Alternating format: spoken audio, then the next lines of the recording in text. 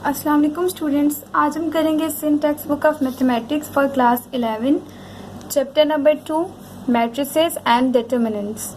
तो आज एक्सरसाइज 2.1 तो नहीं करेंगे बट उसका इंट्रोडक्शन कर लेंगे, जो कि आपके पास यहाँ पर सबसे पहले आप देखेंगे कि मैट्रिसेस क्या होता है, फिर आपके पास मैट्रिक्स और उसकी नोटेशन यानी आप मैट्रिक्स को किस तरह से डिनोट करते हैं, कौन से सिंबल्स हैं जिनसे आप मैट्रिक को डिनोट कर सकते हैं।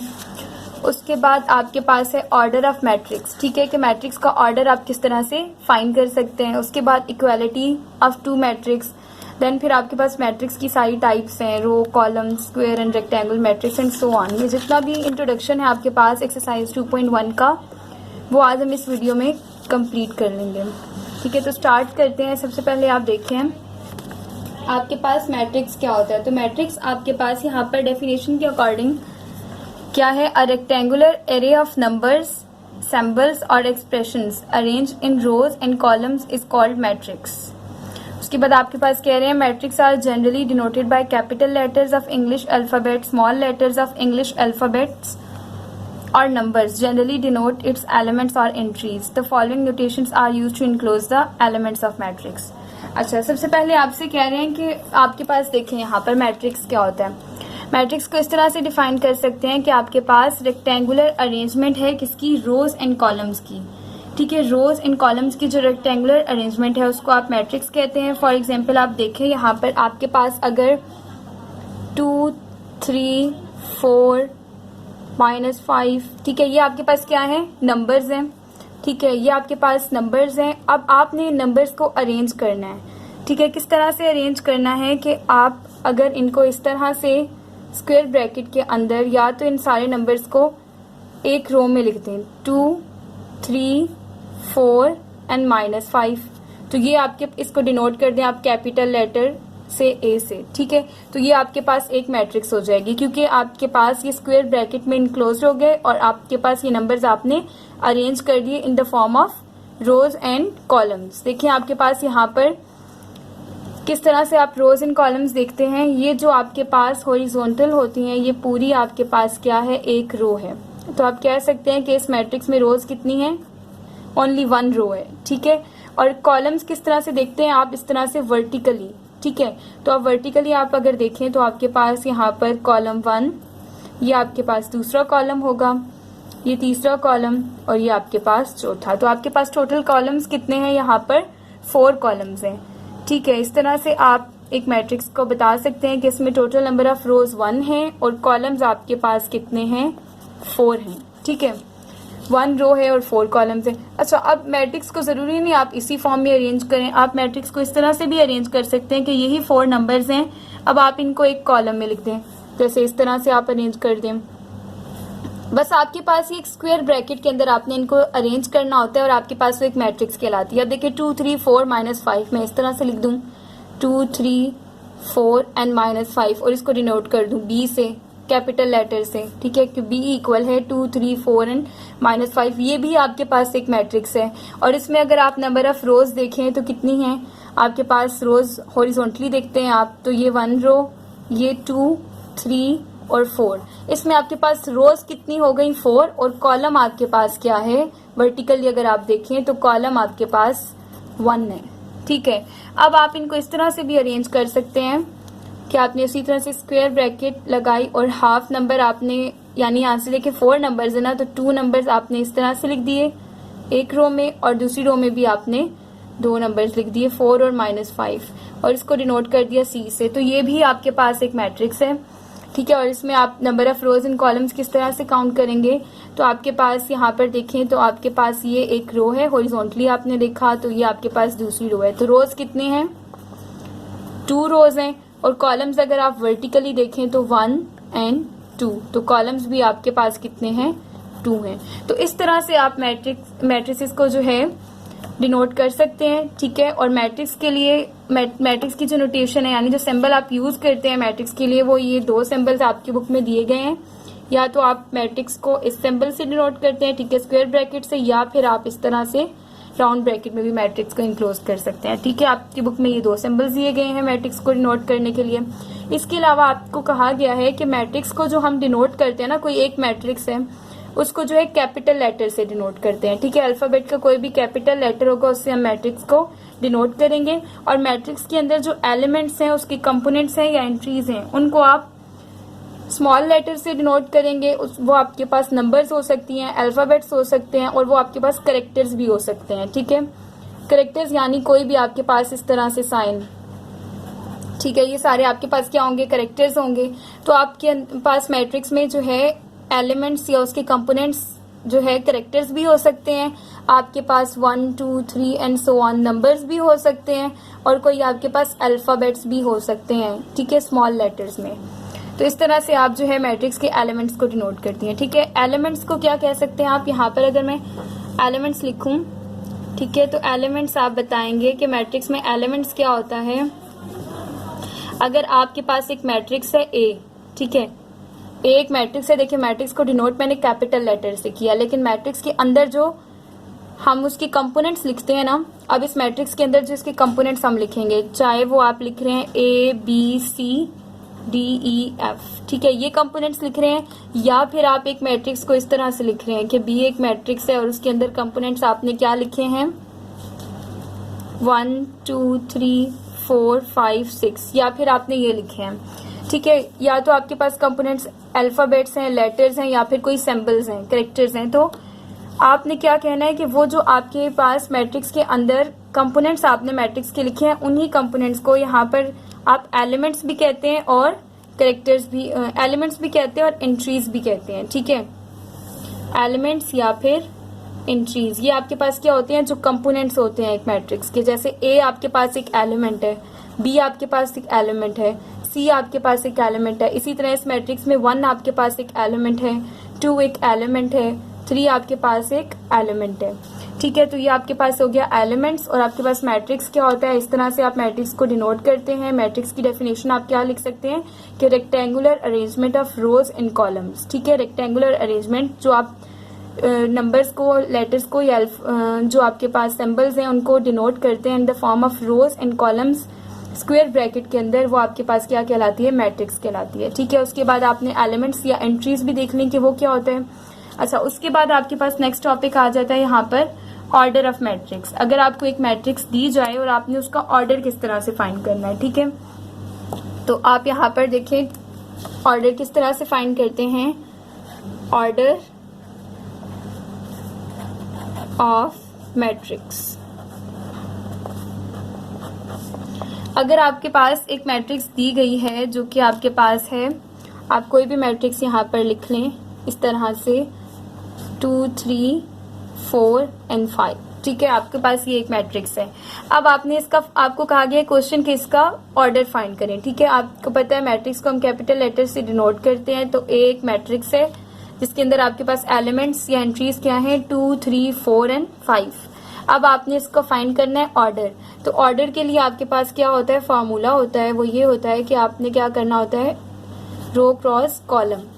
ठीक है, पहले आपने रोज लिखनी होती है, नंबर ऑफ रोज कितनी है इस मैट्रिक्स में, और फिर आपने लिखना होता है कि नंबर ऑफ कॉलम्स कितने हैं। ठीक है, तो यहाँ पर अगर आप चेक करें तो हॉरिजॉन्टली आपके पास क्या होती है, रोज होती हैं। तो आपके पास ये रो 1 है, ठीक है, और ये रो 2 है। तो टोटल नंबर ऑफ रोज आपके पास कितनी है, 2 रोज हैं। और अगर आप कॉलम्स देखें तो ये कॉलम 1 है और ये कॉलम 2 है। ठीक है, और कॉलम्स भी आपके पास कितने हैं, 2 है। तो इसको ऑर्डर क्या आएगा, ऑर्डर आपके पास इक्वल आएगा 2/2। ठीक है, आप इसको इस तरह से भी लिख सकते हैं 2/2। ये भी आपके पास इस मैट्रिक्स का ऑर्डर आप कह सकते हैं। ठीक है, पहले आपने रोज ही लिखनी होती हैं। अगर आपके पास मैट्रिक्स इस तरह से हो जाए कि उसमें रोज कॉलम से डिफरेंट हो जाएं, आप इस तरह से लिख दें 2 3 4 एंड 5 6 7, ये लिखते हैं। तो अब आप चेक करें तो यहाँ पर आपके पास रोज कितनी है, यहाँ पे आपके पास रोज 2 हैं। ठीक है, ये आपके पास रो 1 और ये आपके पास रो 2 है। और अगर आप कॉलम्स देखें तो 1 2 एंड 3।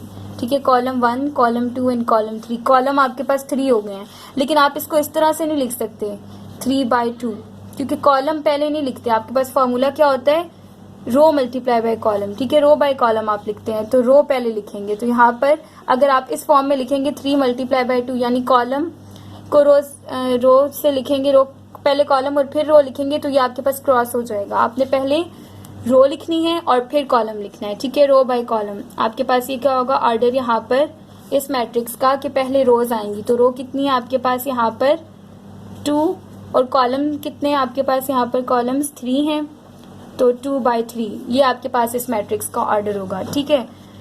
तो पहले रो और फिर कॉलम लिखना है, ऑर्डर में आपने ये याद रखना होता है। तो इस तरह आपके पास आपको पता चल गया कि यहाँ पर मैट्रिक्स क्या होता है, उसके बाद एलिमेंट्स क्या होती हैं या एंट्रीज क्या होती हैं, और फिर ऑर्डर ऑफ मैट्रिक्स क्या है। अब नेक्स्ट टॉपिक आपके पास बुक में क्या है, टॉपिक आपके पास यहाँ पर इक्वालिटी ऑफ 2 मैट्रिसेस है, ठीक है। आपको 2 मैट्रिसेस दी जाएंगी, आपने चेक करना है कि वो 2 मैट्रिसेस आपस में इक्वल हैं या नहीं है।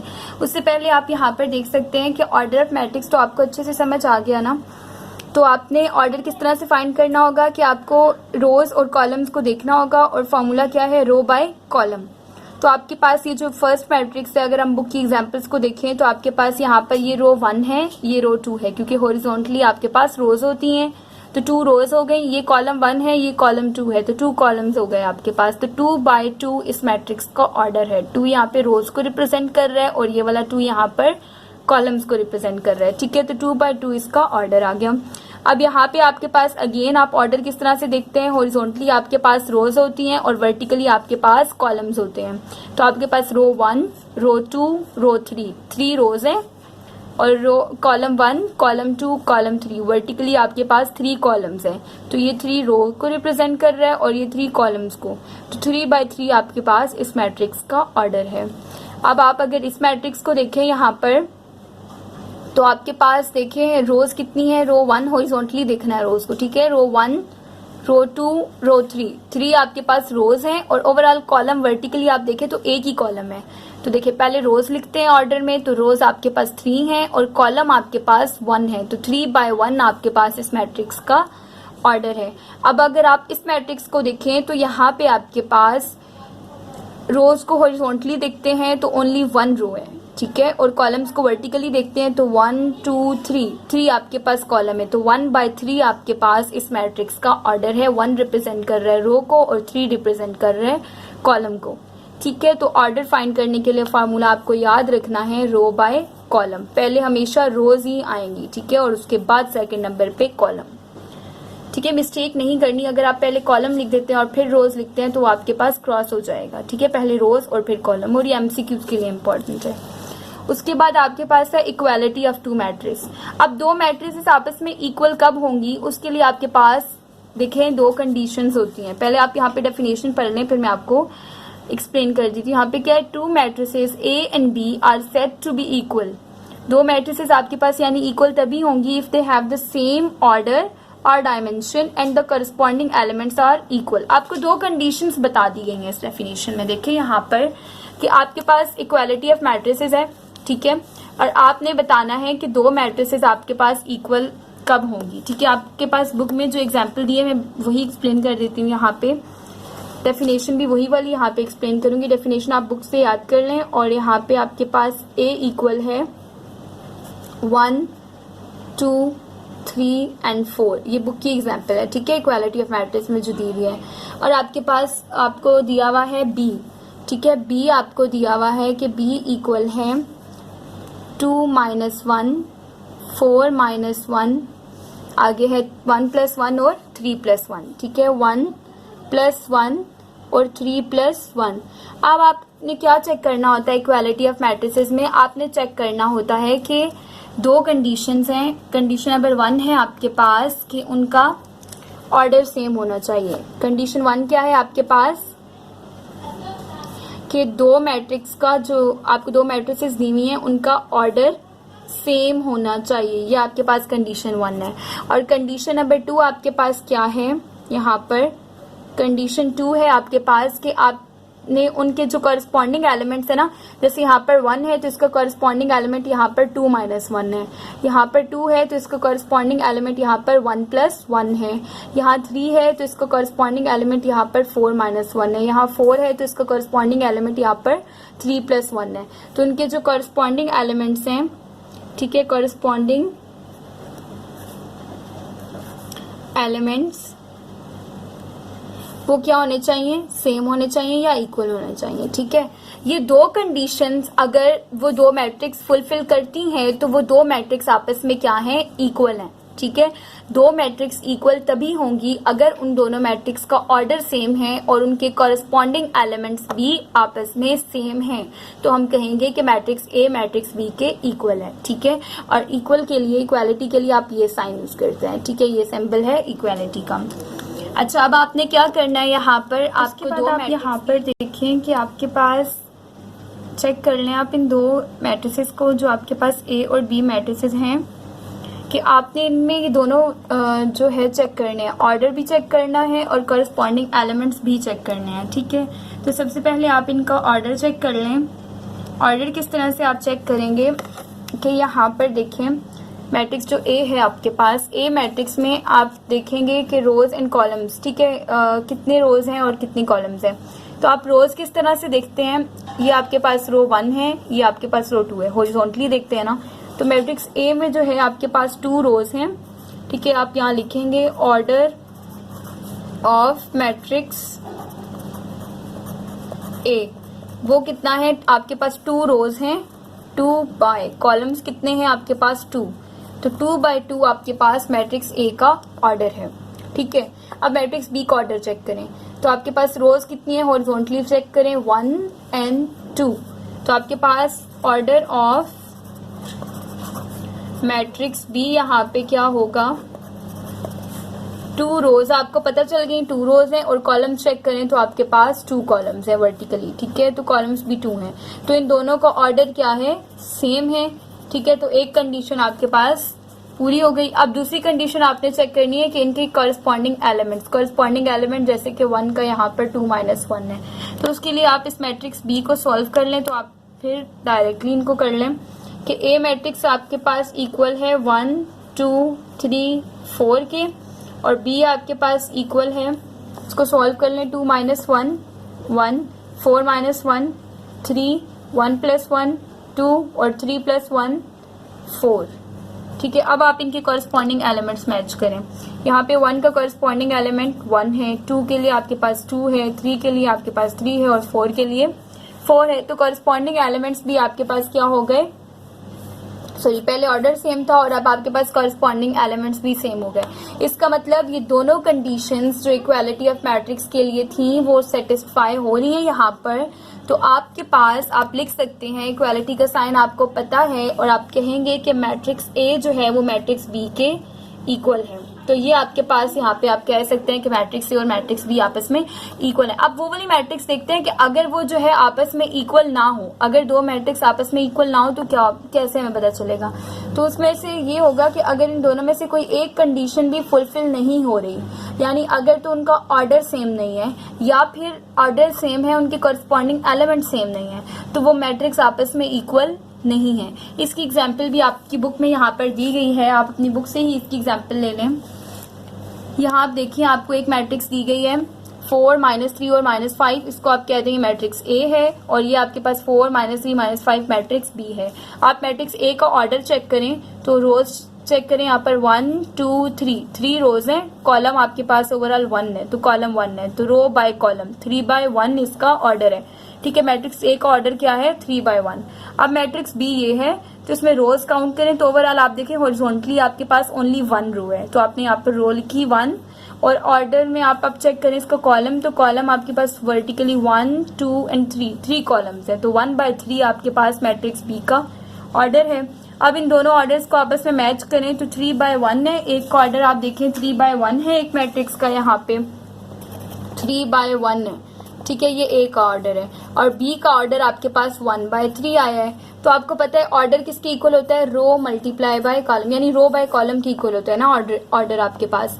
तो आप यहाँ पे क्या कहेंगे कि इधर 3 रोज हैं, मैट्रिक्स ए में 3 रोज हैं, जबकि मैट्रिक्स बी में आपके पास 1 रो है। यहाँ पे 1 कॉलम है और यहाँ पर बी में आपके पास 3 कॉलम है। तो ये दो मैट्रिक्स जो हैं ए और बी, इन दोनों का ऑर्डर जो है वो सेम नहीं है। ठीक है, इनका ऑर्डर सेम नहीं है, तो आपके पास मैट्रिक्स ए जो है वो मैट्रिक्स बी के इक्वल नहीं है, आप फिर ये लिखेंगे। ठीक है, नॉट इक्वल के लिए आप इक्वल का सिंबल लगा के इस तरह से आप ऊपर लाइन लगा देते हैं कि वो आपके पास इक्वल नहीं है। ठीक है, तो ये आपके पास हो गया equality of matrix. Next topic यहाँ पे क्या आ रहा है कि आप टाइप्स ऑफ मैट्रिक्स जो है वो कितनी है। ठीक है, टाइप्स ऑफ मैट्रिक्स यहाँ पे आपके पास देखें, रो मैट्रिक्स है, कॉलम मैट्रिक्स है, फिर स्क्वायर मैट्रिक्स है, रेक्टेंगुलर मैट्रिक्स है। ठीक है, ये जितनी भी टाइप्स हैं आपके पास यहाँ पर जीरो है, नल है, डायगोनल, सारी जितनी भी टाइप्स हैं। अब हम इनको बारी बारी यहाँ पे एक्सप्लेन करते हैं। आपके पास देखिए फर्स्ट टाइप क्या है, रो मैट्रिक्स। ठीक है, रो मैट्रिक्स है first type. A matrix having only one row is called a row matrix.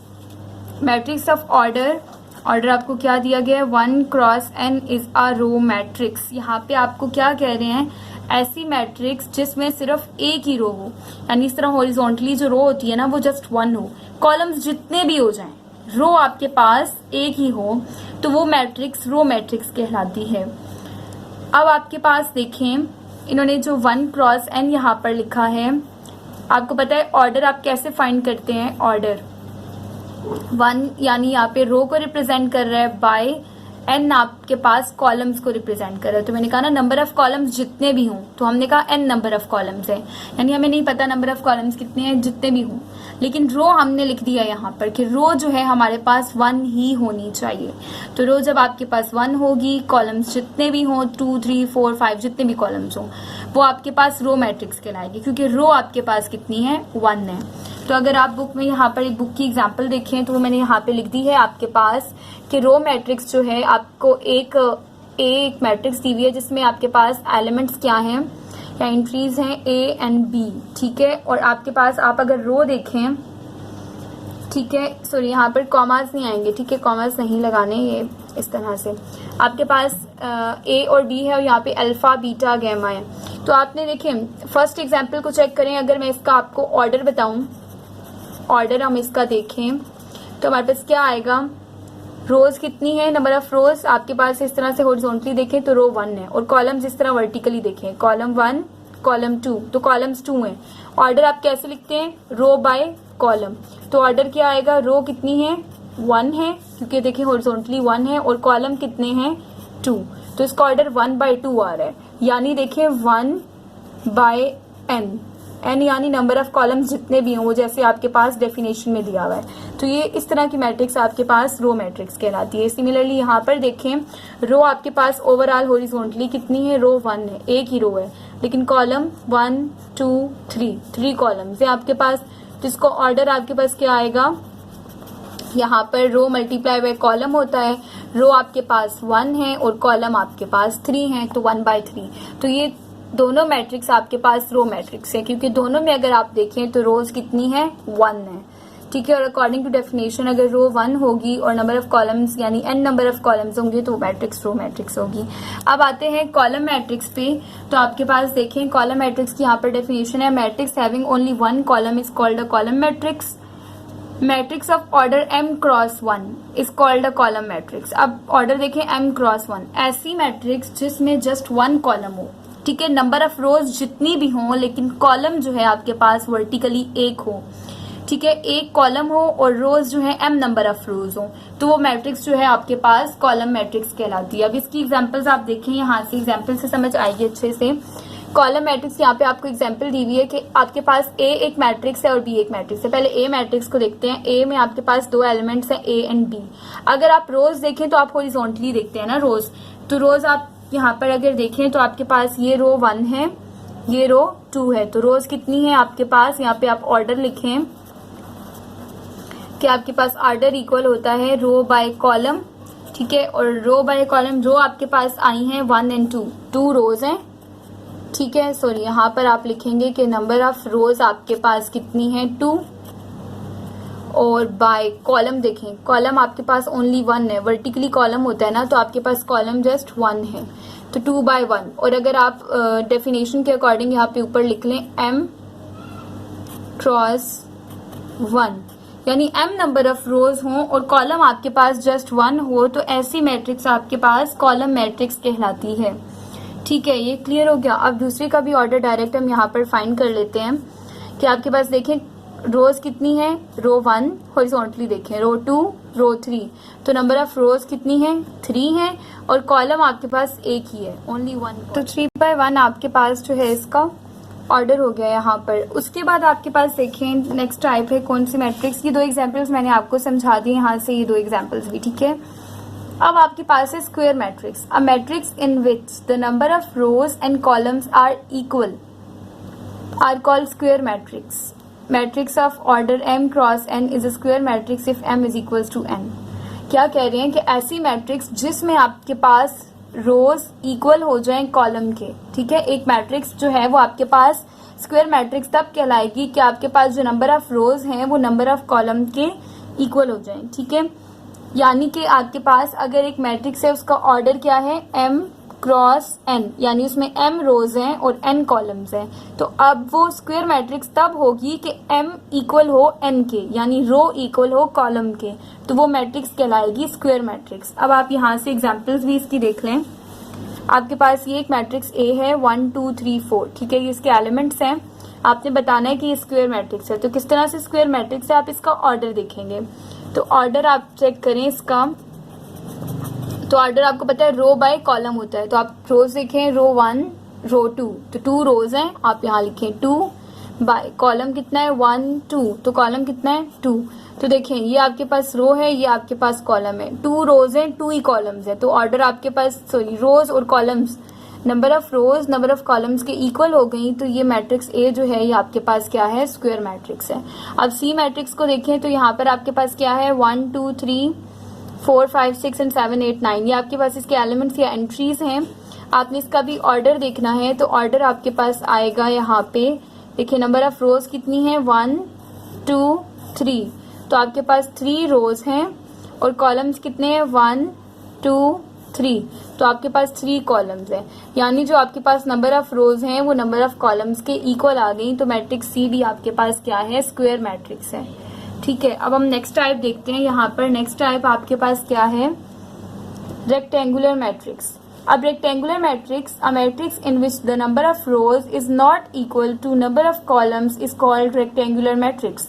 ऐसी मैट्रिक्स जिसमें number of rows number of column के इक्वल ना हो, देखिए यहाँ पर number of rows number of column के इक्वल थे तो ये स्क्वायर मैट्रिक्स थी, और अगर यही इक्वल ना हो, यानी इसका जो इनवर्स है स्क्वायर मैट्रिक्स का, वो आपके पास रेक्टेंगुलर मैट्रिक्स है कि number of rows number of column के इक्वल ना हो, तो वो मैट्रिक्स आपके पास रेक्टेंगुलर मैट्रिक्स कहलाती है। जैसे आपके पास यहाँ पर यही एग्जाम्पल मैंने आपको यहाँ पर करवा दी है कि आपके पास एक मैट्रिक्स है 1 2 3 4 5 6, तो आप इसका ऑर्डर अगर चेक करेंगे ना तो number of rows number of column की इक्वल नहीं आएंगी। रोज देखें, ये आपके पास रो 1 हॉरिजॉन्टली होती हैं और ये आपके पास रो 2, तो 2 रोज हैं, यहाँ आप रो लिखें, रो बाय कॉलम होता है ऑर्डर, तो 2 बाय कॉलम देखें 1 कॉलम 2 कॉलम एंड 3 कॉलम, तो कॉलम तो आपके पास 3 है, तो देखें 2 रोज हैं 3 कॉलम्स हैं, तो रोज कॉलम्स के इक्वल नहीं है, ठीक है। Number of row are not equal to number of columns, hence this matrix is called rectangular matrix, ठीक है। मैट्रिक्स ए आपके पास क्या हो गई, रेक्टेंगुलर मैट्रिक्स हो गई, क्योंकि आपके पास number of rows number of column के इक्वल नहीं है। अब आप बी मैट्रिक्स देखें, जो आपके पास है 2 -3 और 6 है और 1 5 और 0 है, तो आपने इसमें भी जो है इसका ऑर्डर चेक करना है। तो ऑर्डर किस तरह से देखेंगे, यहाँ पर आपके पास रोज कितनी है 1 2 3, तो आपके पास 3 रोज हैं, ठीक है, यहाँ रो बाय कॉलम लिखते हैं, तो 3 रोज हैं और कॉलम्स आपके पास 2 हैं, तो 3/2, 3 रोज हैं और 2 कॉलम्स है, तो 3/2 इसका ऑर्डर आ गया। और आप चेक करें तो नंबर ऑफ रोज यहाँ पर भी नंबर ऑफ कॉलम्स के इक्वल नहीं है, ठीक है। Number of rows number of column के इक्वल नहीं, क्योंकि ये रोज 3 है और कॉलम्स 2 हैं, तो दोनों आपस में इक्वल नहीं है, तो ये दोनों मैट्रिक्स आपके पास क्या है, रेक्टेंगुलर मैट्रिक्स हैं, ठीक है। अब नेक्स्ट टाइप देखते हैं जो कि आपके पास है जीरो मैट्रिक्स और नल मैट्रिक्स, ठीक है। अब यहाँ पर आप इसको देखें, जीरो मैट्रिक्स और नल मैट्रिक्स, तो वो है आपके पास यहाँ पर ये, ठीक है, जीरो या फिर null matrix. A matrix in which every element is zero. Elements तो आपको पता है ना, जो स्क्वायर ब्रैकेट के अंदर आपके पास हम लिखते हैं, एक मैट्रिक्स बनाते हैं, उसके अंदर जो उसके कंपोनेंट्स होते हैं उनको एलिमेंट्स कहते हैं, ठीक है।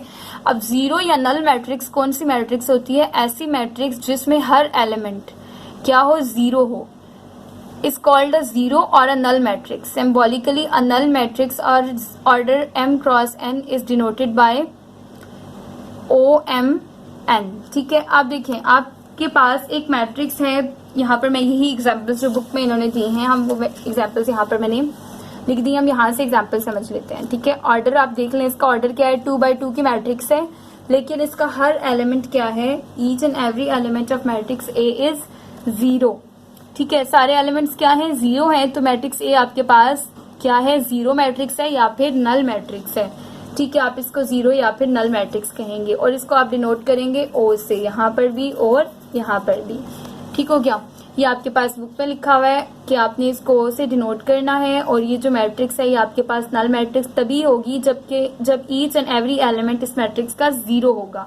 अब यहाँ पर आप दूसरी एग्जांपल देखें तो इसमें देखें ये 3 by 3 के मैट्रिक्स है, 3 रोज हैं और 3 कॉलम्स हैं, लेकिन इसमें हर एलिमेंट 0 है, तो ये मैट्रिक्स जो है क्या है आपके पास, 0 या फिर नल मैट्रिक्स है। तो नल मैट्रिक्स क्लियर हो गया। उसके बाद आप देखेंगे नेक्स्ट टाइप जो कि है डायगोनल मैट्रिक्स। ठीक है, डायगोनल मैट्रिक्स। अब डायगोनल मैट्रिक्स क्या होता है, A square matrix is said to be diagonal matrix if all the non-diagonal elements of matrix are 0 and at least one diagonal element is non-zero। देखिए, diagonal matrix एक square matrix होती है। Square matrix यानी number of rows number of columns के equal होंगे। जैसे कि आप यहाँ पर देखिए एक एग्जांपल दी हुई है बुक में। ठीक है, मैं इसको अभी एक्सप्लेन करती हूँ, आप पहले डेफिनेशन देख लें कि एक स्क्वायर मैट्रिक्स होगी यानी number of rows number of columns के इक्वल होंगे। वो डायगोनल मैट्रिक्स तब कहलाएगी कि जब उसके जो नॉन डायगोनल एलिमेंट्स हैं, आपको पता है यहाँ पर डायगोनल एलिमेंट्स क्या होता है, ये जो आपके पास ये बन रहा है ना D1 D2 D3, ये आपके पास मेन डायगोनल है या फिर लीडिंग डायगोनल है या प्रिंसिपल डायगोनल है।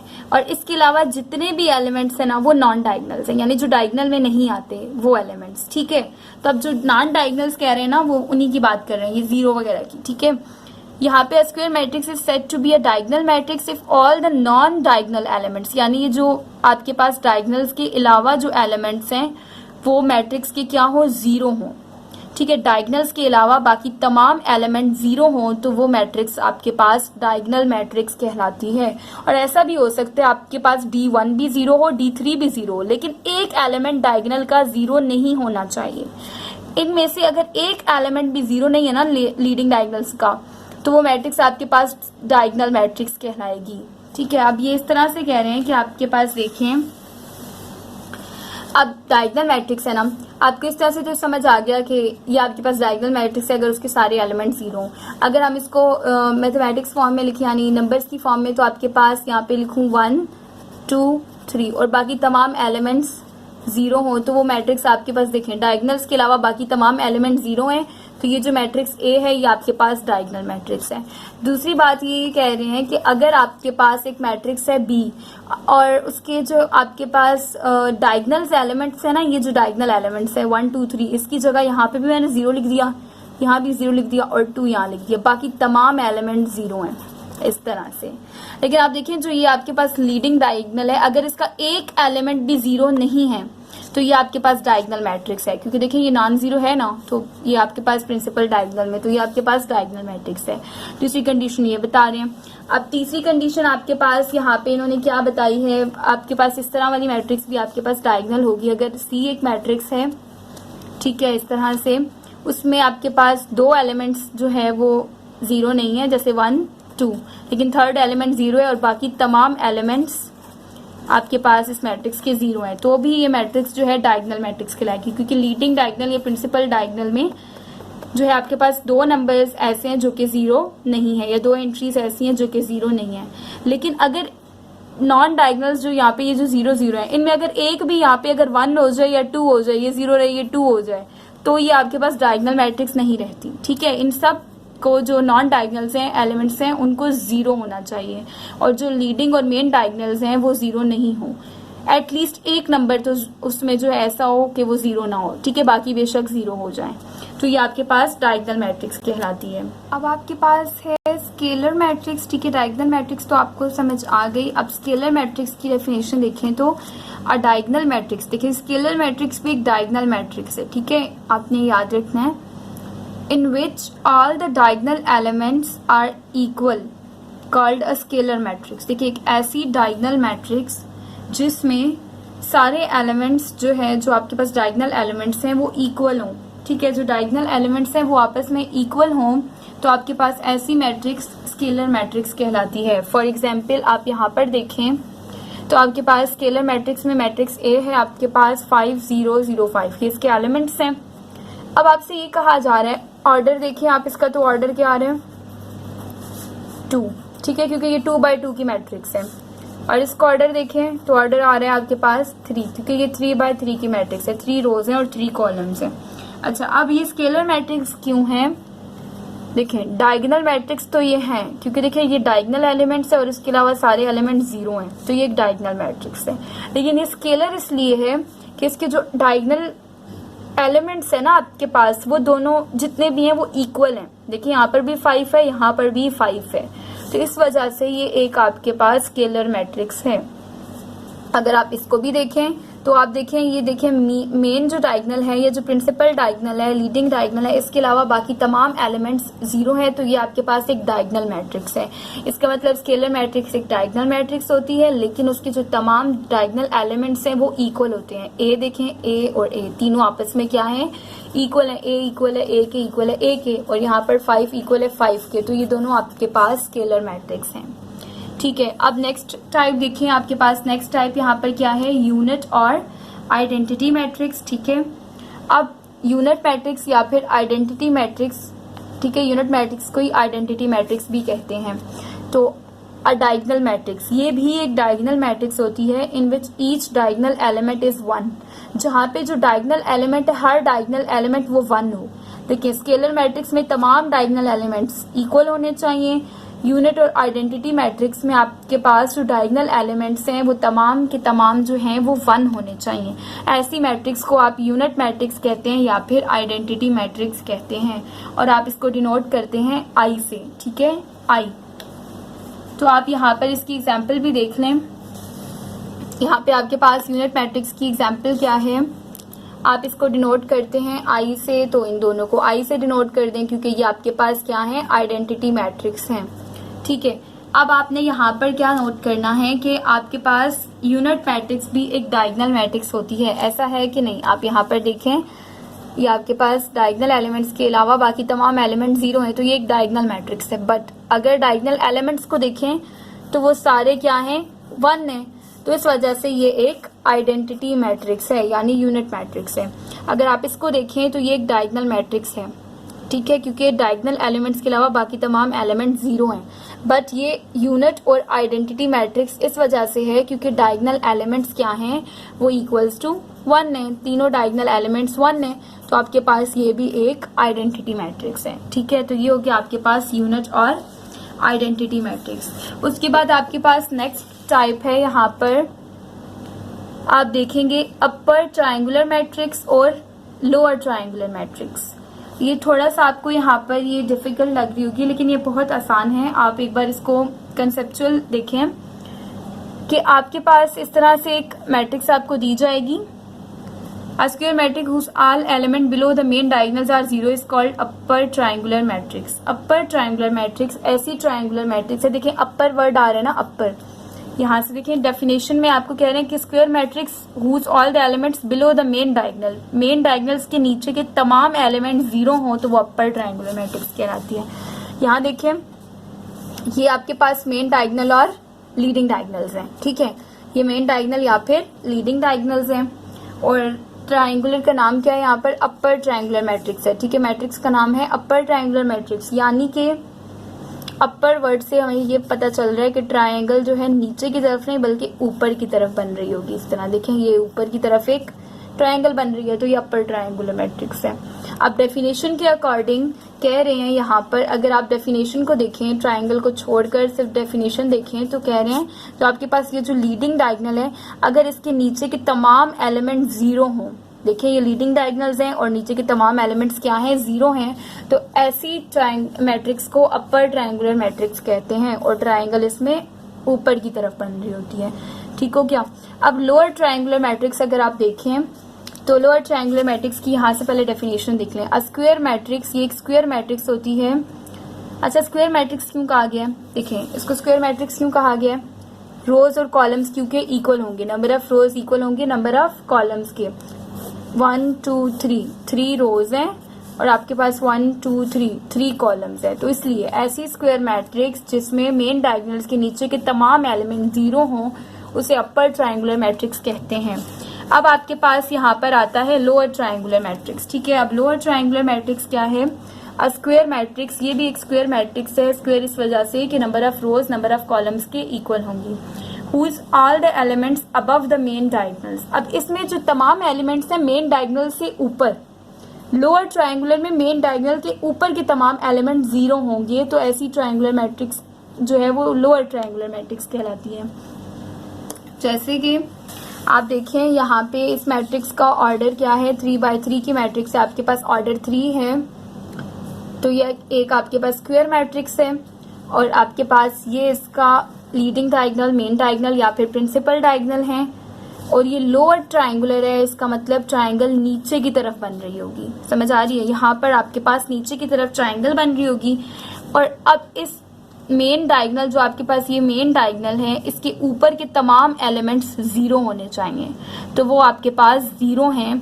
तो ये आपके पास लोअर ट्रायंगुलर मैट्रिक्स है। ठीक है, यहाँ पे अबव द मेन डायगोनल जो है, अबव द मेन डायगोनल्स, ठीक है,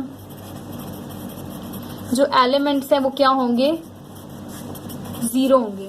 और यहाँ पर बिलो द मेन डायगोनल्स, ठीक है, मेन डायगोनल्स के नीचे के तमाम एलिमेंट्स, बिलो द, यहाँ पर मेन डायगोनल एलिमेंट्स क्या होंगे आपके पास? 0।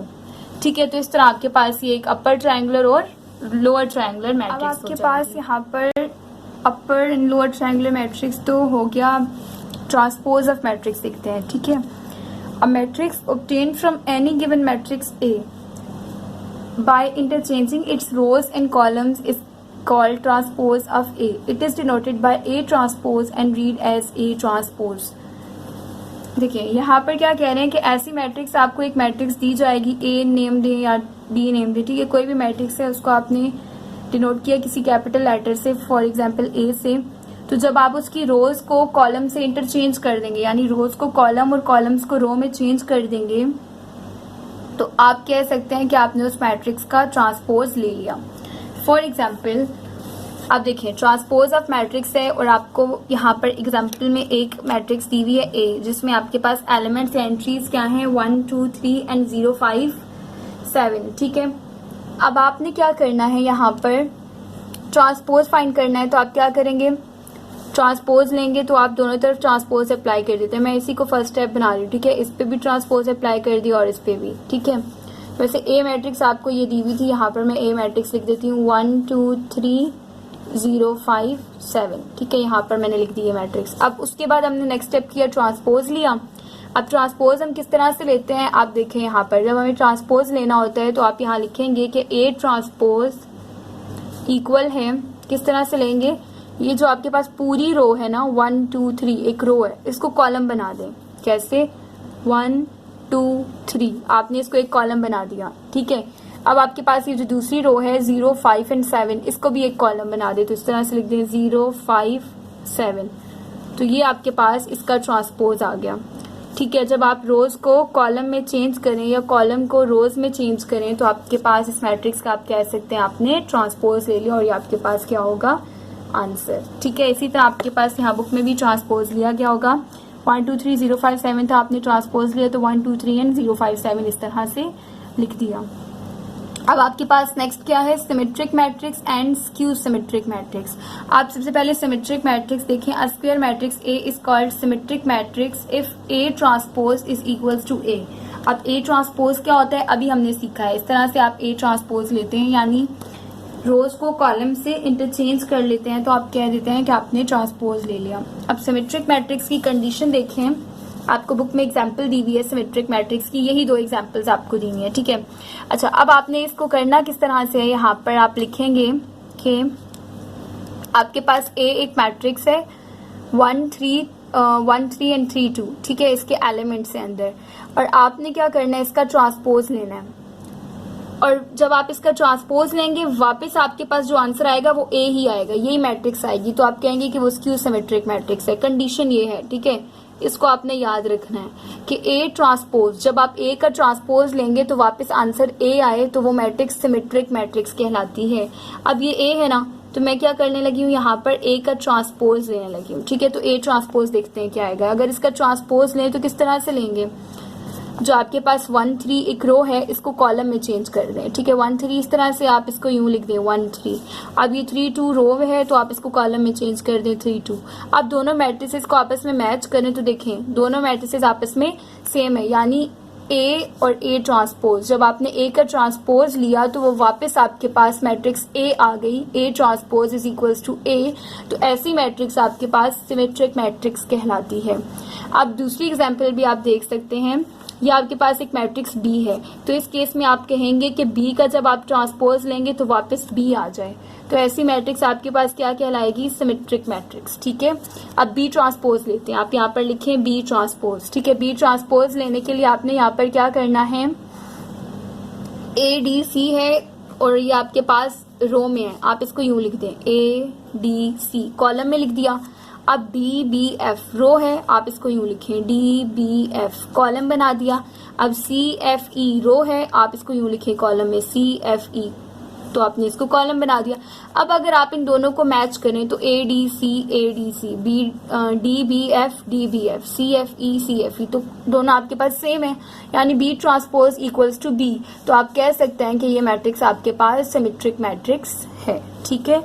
अब आप नेक्स्ट टाइप की तरफ चलते हैं। नेक्स्ट टाइप आपके पास है, यहीं पे सिमेट्रिक के साथ क्या थी, स्क्यू सिमेट्रिक। अब स्क्यू सिमेट्रिक ऐसी मैट्रिक्स होती है जिसमें आपके पास यहाँ पर नेक्स्ट में एग्जांपल दी होगी स्क्यू सिमेट्रिक मैट्रिक्स की, ठीक है। तो आपके पास यहाँ पे ये स्क्यू सिमेट्रिक मैट्रिक्स की एग्जांपल है कि स्क्यू सिमेट्रिक मैट्रिक्स जो है ये आपके पास ऐसी मैट्रिक्स होती है जिसमें आपके पास जब आप ए का ट्रांसपोज लेते हैं, ठीक है, और वो इक्वल आता है माइनस ए के, तो ऐसी मैट्रिक्स आपके पास स्क्यू सिमेट्रिक मैट्रिक्स कहलाती है। जैसे आपके पास ये जो एग्जांपल दी गई है ना, इसको यहाँ पर मैंने राइट कर लिया और देखें स्क्यू सिमेट्रिक मैट्रिक्स की कंडीशन क्या है, आपने ये कंडीशन याद रखनी है कि ए ट्रांसपोज आपके पास माइनस ए के इक्वल होता है, ये कंडीशन है स्क्यू सिमेट्रिक मैट्रिक्स की। अब आप इसका ट्रांसपोज लें तो ए आपके पास इसके इक्वल है। अब आपने ट्रांसपोज लेना है तो दोनों पे ट्रांसपोज अप्लाई करेंगे, -4 और 1, 4 0 एंड -3, -1 3 एंड 0, ठीक है। इस तरह से आ गया और इस पे भी आपने लिख दिया ट्रांसपोज। जब आप ट्रांसपोज लेंगे, ट्रांसपोज हम किस तरह से लेते हैं आपको पता है कि अगर ए ट्रांसपोज लेना है तो आपने रोज को कॉलम बनाना है। 0 -4 1 है, इसको आप कॉलम बनाएं, -4 और 1। अब आपके पास है 4 0 -3, तो कॉलम बना दें 4 0 -3, -1 3 0, -1 3 0, तो ये आपके पास आंसर आ गया। अब आप चेक करें, 0 तो 0 की जगह तो 0 0 के साथ तो कोई साइन नहीं होता। अब जो आपके पास आंसर आया ना, आप मैट्रिक्स ए को और इस ट्रांसपोज को मैच करें, 0 और 0। फिर देखिए -4 है यहाँ पर और यहाँ पर +4 है, तो -4 और +4 साइन चेंज हो गया।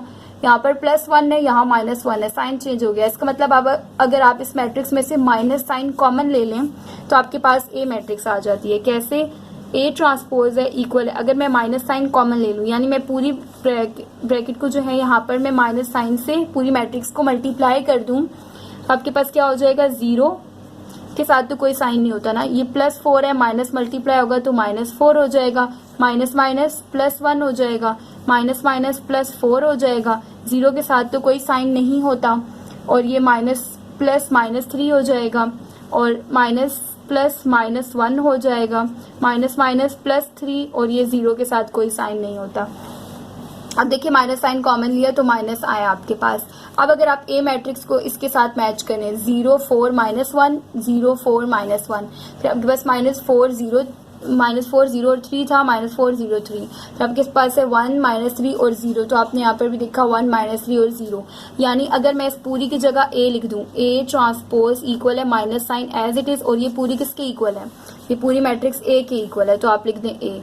तो देखिए कंडीशन आपके पास हो गई पूरी के A ट्रांसपोज आपके पास माइनस A के इक्वल आया। तो जब आपके पास ये वाली कंडीशन हो जाए कि A ट्रांसपोज माइनस A के इक्वल आए तो ऐसी मैट्रिक्स आपके पास क्यू सिमेट्रिक मैट्रिक्स कहलाती है। ठीक है, आपके पास बुक में भी यहाँ पर यही एग्जाम्पल ये दी गई है। ठीक है, अब आपके पास नेक्स्ट टाइप यहाँ पर क्या है, आइडेम्पोटेंट मैट्रिक्स। ठीक है, आइडेम्पोटेंट मैट्रिक्स की डेफिनेशन अगर आप देखें तो यहाँ पर क्या लिखा हुआ है कि अ square matrix A is called idempotent matrix if. आपके पास आइडेम्पोटेंट मैट्रिक्स एक स्क्वायर मैट्रिक्स होती है। स्क्वायर मैट्रिक्स यानी जिसकी number of rows number of columns के इक्वल हों। ठीक है, तो आइडेम्पोटेंट मैट्रिक्स एक स्क्वायर मैट्रिक्स है जिसमें आप कह सकते हैं कि ए का स्क्वायर अगर आप लें, ए मैट्रिक्स आपको एक दी गई हो, ठीक है, और वो स्क्वायर मैट्रिक्स हो। ठीक है, जब आप इसका स्क्वायर लें यानी ए का स्क्वायर लें, ए को ए से मल्टीप्लाई करें तो आंसर में वापस ए मैट्रिक्स आ जाए। तो ये कंडीशन अगर फुलफिल होती है, ये वाली कंडीशन, तो वो मैट्रिक्स आपके पास आइडेम्पोटेंट मैट्रिक्स कहलाती है। मैं आपको यहाँ पर ये सॉल्व नहीं करवाऊंगी क्योंकि एग्जाम्पल्स है, बुक से ही समझ लेते हैं, बहुत लॉन्ग हो जाएगा इंट्रोडक्शन। तो जब एक्सरसाइज में ये क्वेश्चंस हैं, इन सब का एक एक क्वेश्चन आपके पास मौजूद है, आइडेम्पोटेंट मैट्रिक्स, निलपोटेंट, सारी मैट्रिक्स का, तो वहां पे हम इसको सॉल्व कर लेंगे। ठीक है, अभी आप इनको समझ लें, इनकी कंडीशंस याद कर लें। कंडीशन क्या है कि ए स्क्वायर ए के इक्वल आ जाए तो आपके पास वो आइडेम्पोटेंट मैट्रिक्स कहलाती है। जैसे ये ए मैट्रिक्स है, ठीक है, आपको ए एक मैट्रिक्स दी गई थी, यहाँ पर आपने क्या किया, यहाँ पर ए का स्क्वायर ले लिया, यानी ए मैट्रिक्स को ए से ही मल्टीप्लाई किया। ये ए मैट्रिक्स को ए से, दोनों बीच में कोई साइन नहीं है यानी मल्टीप्लाई हो रहे हैं, दोनों को जब हमने मल्टीप्लाई किया, मल्टीप्लीकेशन किस तरह से होती है वो भी मैं आपको सिखाऊंगी जब हम 2.1 एक्सरसाइज स्टार्ट करेंगे ना। तो एक क्वेश्चन जब हम सॉल्व करेंगे तो उसमें आपको मल्टीप्लिकेशन बता दूंगी। वैसे आप देख सकते हैं कि मल्टीप्लिकेशन यहाँ पर किस तरह से हुई है। फर्स्ट मैट्रिक्स की आप रो लेते हैं और सेकंड मैट्रिक्स की आप कॉलम लेते हैं। ठीक है, यहाँ से आपके पास आप यहाँ से देखें, इस तरह से आप एरो लगाते हैं और यहाँ पे आप डाउन एरो लगाते हैं। यहाँ से इसकी टेल से स्टार्ट करते हैं, यहाँ पर इसकी टेल से 2 को 2 से मल्टीप्लाई करेंगे तो आपके पास 4 आएगा, -2 को -1 से। ठीक है, नेक्स्ट एलिमेंट, यहाँ से भी नेक्स्ट एलिमेंट कॉलम का लेना है। -2 -1 से मल्टीप्लाई हुआ तो 2 आ गया, -4 को आपने 1 से मल्टीप्लाई किया तो आपके पास -4 आ गया। ठीक है, इस तरह से आप मल्टीप्लिकेशन करते हैं। फिर ये फर्स्ट रो लेते हैं, यहाँ से ये वाला कॉलम ले लेते हैं। ठीक है, फिर यही फर्स्ट रो लेते हैं, थर्ड कॉलम ले लेते हैं, मल्टीप्लाई करवाते हैं। अच्छा, फर्स्ट रो का काम हो गया, फिर हम सेकंड रो ले लेते हैं। Second row first column, second row second column, second row third column. ठीक है, मल्टीप्लिकेशन जब मैं आपको सॉल्व करवाऊंगी क्वेश्चन तो उसमें करवाऊंगी तो आपको समझ आ जाएगी, अगर अभी किसी को समझ नहीं आ रही तो यहाँ पे जब हमने मल्टीप्लिकेशन करवाई तो आप देखें जो आपके पास आंसर आया ना, ए स्क्वायर का, दोनों मैट्रिक्स को ए से मल्टीप्लाई करवाया तो वापस आपके पास ए मैट्रिक्स आ गई है। ए स्क्वायर करवाया यानी ए को ए से मल्टीप्लाई करवाया और ये देखें इस मैट्रिक्स को और ए मैट्रिक्स को, तो आपके पास ए मैट्रिक्स आई है। तो ये कंडीशन आपके पास फुलफिल हो गई, तो ये आपके पास आइडेम्पोटेंट मैट्रिक्स है। उसके बाद है निलपोटेंट मैट्रिक्स। निलपोटेंट मैट्रिक्स ऐसी स्क्वायर मैट्रिक्स होती है जिसमें ए की पावर p इक्वल्स टू 0 आ जाए, यानी ए की पावर कुछ भी रखें, पहले आप ए की पावर 2 रखें, फिर ए की पावर 3 रख के देखिए, जहां पर भी आपके पास जो है आपके पास नल मैट्रिक्स आ जाए या 0 मैट्रिक्स आ जाए, यानी सारे एलिमेंट 0 हो जाएं, तो वो आपके पास निलपोटेंट मैट्रिक्स कहलाती है। जैसे देखें, आपको ए एक मैट्रिक्स दी गई थी, ठीक है, कंडीशन याद रखनी है कि ए की पावर p कोई भी आपके पास यहाँ पर जो है p इंडेक्स में जो है आपके पास ये कोई भी नंबर हो सकता है। ठीक है, ये इसकी डिग्री है। ठीक है, आप क्या डिग्री रखेंगे यहाँ पर, तो आपके पास लास्ट में 0 मैट्रिक्स आ जाएगी। तो मैंने सबसे पहले a को a से ही मल्टीप्लाई किया, यानी यहाँ पर p, a की पावर यहाँ पर p था ना, तो p मैंने 2 रखा, तो a को a से मल्टीप्लाई किया तो मेरे पास देखिए आंसर क्या आया। यहाँ पर a को a से मल्टीप्लाई करने पे मेरे पास आंसर आ गया। इस तरह से मल्टीप्लिकेशन करवाई और आंसर आपके पास आ गया, आपके पास 0 मैट्रिक्स। ठीक है, नल मैट्रिक्स। तो आप कह सकते हैं कि यहाँ पे मैंने a का स्क्वायर लिया, यानी a की पावर p इक्वल्स टू 0 होनी चाहिए ना, तो a की पावर 2 इक्वल्स टू 0 आ गई, ऐसा ही है। तो p की वैल्यू आपके पास क्या है, 2 है। तो p आपके पास क्या होता है, यहाँ पर क्या लिखा हुआ है, the smallest p is called the index और degree of the nilpotent matrix. तो आपके पास पूछा जाए कि मैट्रिक्स की डिग्री क्या है या फिर इंडेक्स क्या है, तो आपने क्या कहना है, जो p की वैल्यू आई है वो 2 है, तो आप कहेंगे a स्क्वायर इक्वल्स टू 0 आ गया है, so a is a nilpotent matrix और इंडेक्स क्या है 2।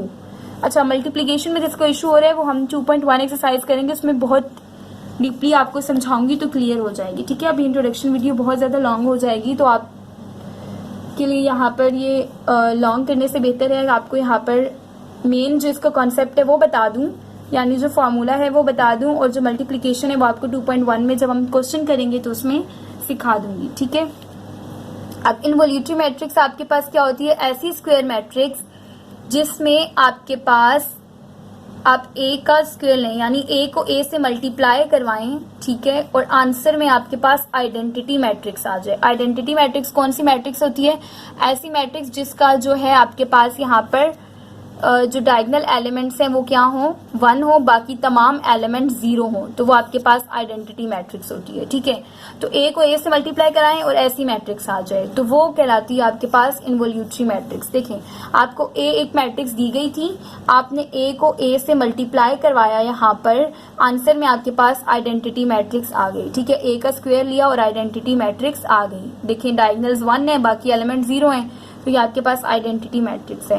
तो जब आइडेंटिटी मैट्रिक्स आ जाए a का स्क्वायर लेने से, तो ऐसी मैट्रिक्स इनवॉल्यूटरी मैट्रिक्स कहलाती है। So a square is equal to identity matrix, so that's why a is an involutory matrix, ठीक है। आपने बस इनकी जो कंडीशंस है वो याद करनी है, यहाँ से ये कंडीशन याद करनी है आपने, ठीक है। यहाँ से a square equal to 0 nilpotent के लिए याद करनी है कंडीशन, उसके बाद आपके पास a स्क्वायर a के इक्वल है आइडेंटिटी के लिए याद करनी है, ठीक है।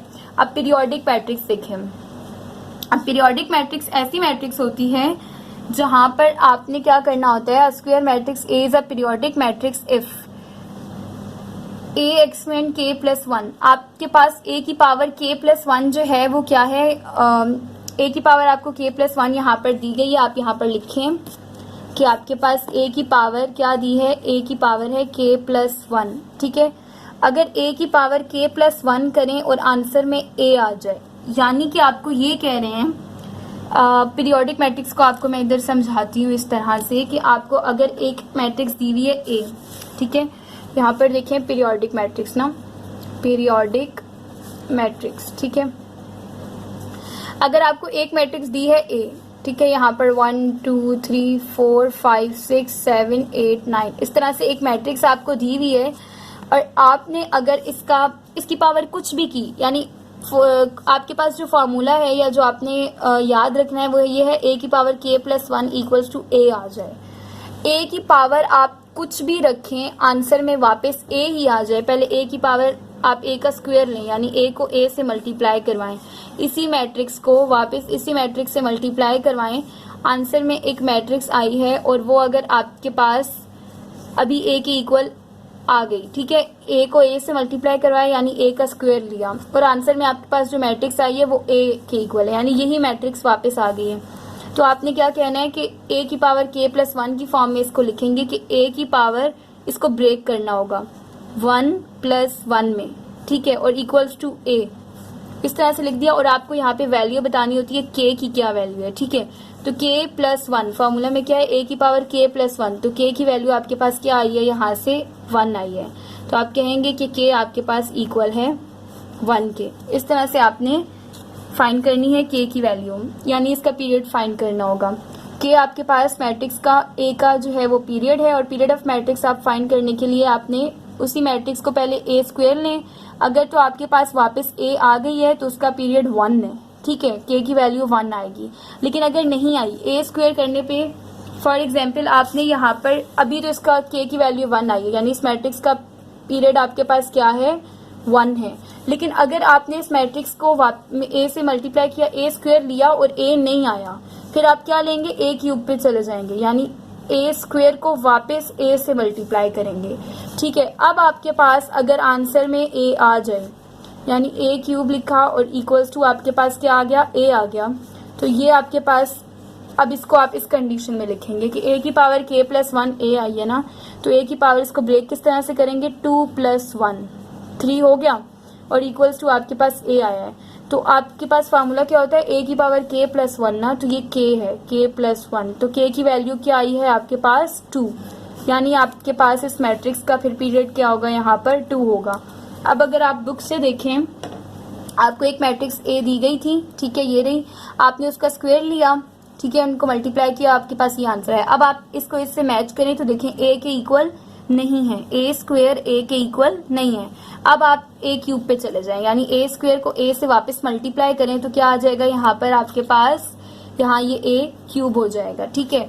और इन दोनों को जब आप मल्टीप्लाई करेंगे, यानी ए स्क्वायर आपके पास ये वाली मैट्रिक्स थी और ए आपके पास ये, इनको मल्टीप्लाई किया तो आपके पास यहाँ आंसर क्या आ गया, वापस ए की इक्वल आ गया, 1 - 2 - 6 - 3 2 9, देखें 1 - 2 - 6 - 3 2 9, तो ए आ गया आपके पास वापस। तो आपने क्या कहना है कि ए क्यूब जब आपने पावर रखी तो आंसर ए आ गया, तो इसका मतलब ए क्यूब इक्वल है ए, तो आपके पास मैट्रिक्स का पीरियड क्या है 2, मैट्रिक्स का पीरियड यहाँ पर 2 क्यों है, क्योंकि ए क्यूब इक्वल है ए के, आपने इसको के प्लस 1 में ब्रेक किया तो 2 + 1 3 हो गया और इक्वल है ए के, तो यहाँ पर ये के है ना, के प्लस 1, तो पीरियड आपके पास क्या हो गया 2, क्योंकि के आपके पास यहाँ पर इस मैट्रिक्स का पीरियड होता है। अब हमारे पास यहाँ पर हर्मिशियन मैट्रिक्स है और स्क्यू हर्मिशियन मैट्रिक्स है।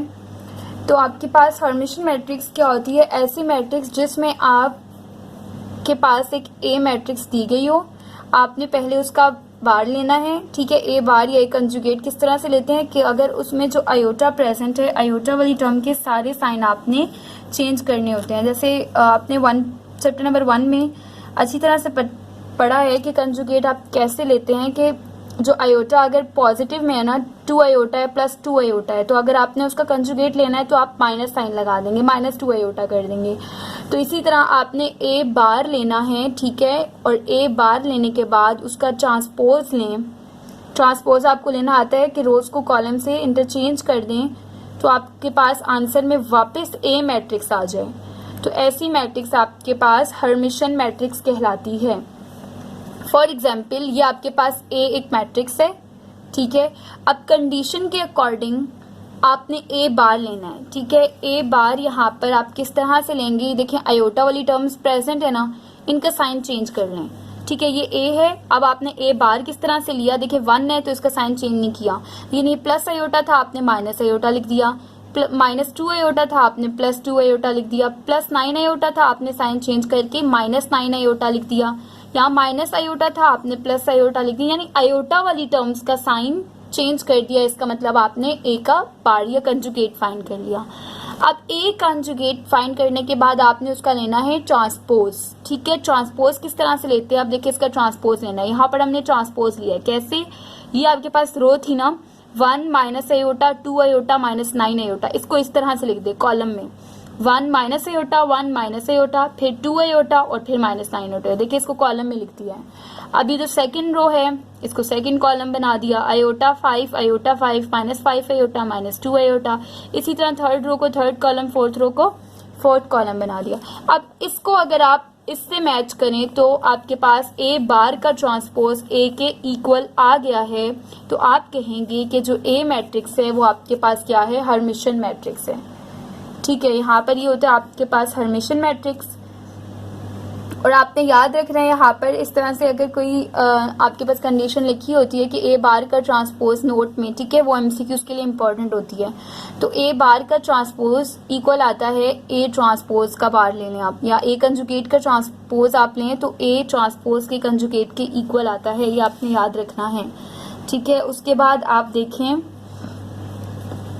यहाँ पर, अब आपके पास इसी की एग्जाम्पल 2, अच्छा आप स्क्यू हर्मिशियन मैट्रिक्स है, तो आप स्क्यू हर्मिशियन मैट्रिक्स की ना डायरेक्ट एग्जाम्पल यहाँ पर दी हुई है। आप स्क्यू हर्मिशियन मैट्रिक्स का पहले जो है कंडीशन देख लें। कंडीशन ये है कि अगर आप ए कंजुगेट का ट्रांसपोज लें, जैसे आपने हर्मिशियन में लिया था वैसे ही स्क्यू हर्मिशियन में लेते हैं, लेकिन हर्मिशियन में ए आता है ना equals to A, skew Hermitian में इक्वल्स टू -a आएगा, ठीक है।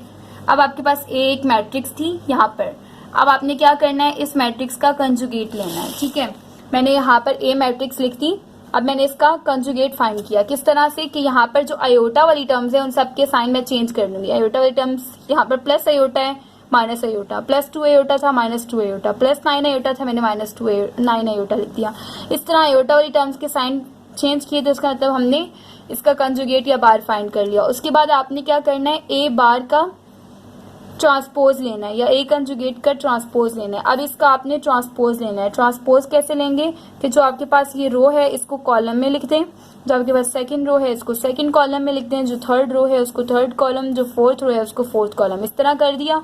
ठीक है, अब आप इसको जो है आप ए मैट्रिक्स से मैच करें तो ये उससे थोड़ा इस तरह से मैच हो रहा है कि अगर हम इससे माइनस साइन कॉमन ले लें तो ये वापस ए मैट्रिक्स बन जाती है। कैसे, मैंने ये माइनस साइन बाहर निकाल लिया या फिर इस पूरी मैट्रिक्स को माइनस साइन से मल्टीप्लाई कर दिया तो देखिए minus minus plus minus minus plus minus minus plus, तो इस तरह साइन चेंज हो गए तो ये मैट्रिक्स आपके पास ए के इक्वल आ गई, लेकिन साथ में माइनस साइन भी आया है, यानी ए बार का जो आपने ट्रांसपोज लिया वो माइनस साइन भी आया है और इक्वल्स टू जो ब्रैकेट में आपके पास रह गया यहाँ पर मैट्रिक्स वो ए है, तो ए बार का ट्रांसपोज माइनस ए के इक्वल आ गया। तो यही आपके पास कंडीशन थी यहाँ पर स्क्यू हर्मिशियन मैट्रिक्स की, जो कि आपके पास क्या हो गई है, यहाँ पर वो कंडीशन आपने क्या कर ली, कंप्लीट कर ली कि आपके पास ए बार का ट्रांसपोज इक्वल्स टू ए आ गया। तो आपके पास ए मैट्रिक्स जो है वो यहाँ पे क्या है, स्क्यू हर्मिशियन मैट्रिक्स है।